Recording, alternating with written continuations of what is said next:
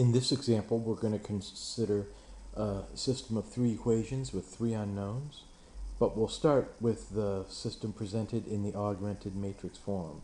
So our A matrix is the first 9 terms on the left side, and if we are thinking of our system being of the form AX equals B, our B vector is 3, 1, 0, and we need to find our solution vector X.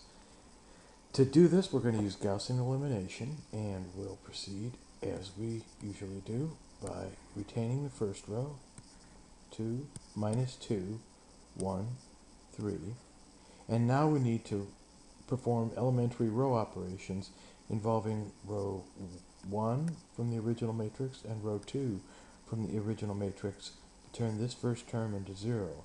And what operation will do that? If we add row 1, the original row 1 and the original row 2, and use that sum in our new row 2. So we have 2 plus minus 2 is 0.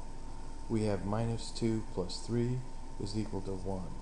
We have 1 plus minus 1 is equal to 0. And we have 3 plus 1 is equal to 4. That was a handy result, you'll find out in 1 minute.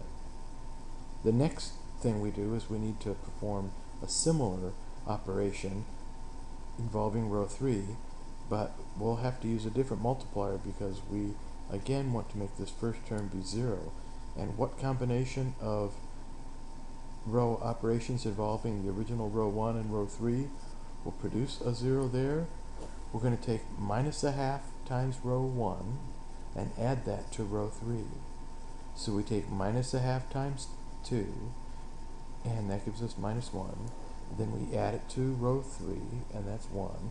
So we have minus 1 plus 1, and we get our 0. For our next term, we take minus a half times minus 2, and that gives us a positive 1. And then we add it to row 3, and we get 1 minus 1, or 0. Again, we'll use our multiplier. Minus a half times 1 gives us minus a half, plus 2 is equal to 3 halves. And so we have 3 halves there. Now we apply our multiplier minus a half times 3 and add 0, and that gives us equal to minus 3 halves. So now we have our Gaussian elimination actually complete in a single step. This is a rather lucky system where we're going to be able to go immediately now to back substitution. Using row 3, we'll solve for our third term, and here we know that, and I'm just going to use our notation of x3 in our solution vector here is going to be equal to minus 3 halves divided by 3 halves, or x3 is equal to 1. Whoops, is equal to minus 1.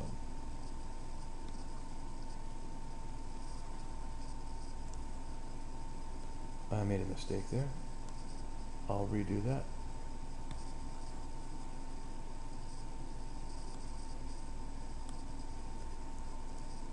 x3 is equal to minus 1. Similarly, we could use that in row 2 now, but we don't need it because row 2 tells us is that x2 is equal to 4. So we didn't even need the value of x3 in order to find what x2 was because of our lucky configuration for our equations. But now, to solve for x1, we do need to apply back substitution. So from the first row, we know that we can get x2 as 3 plus 2 times x2 minus x3, and all of that divided by the 2, where I'm getting the 2 from this term right here. So when we solve that now, we insert our value of x3 there, our value of x2 there, to get, excuse me, x1 equal to 3 plus 2 times 4 plus 8 minus x3, which is minus a negative 1, or plus 1. So x1 is equal to 8 plus 4, or 12 divided by 2, or 6. So our solution vector is 6, 4, minus 1.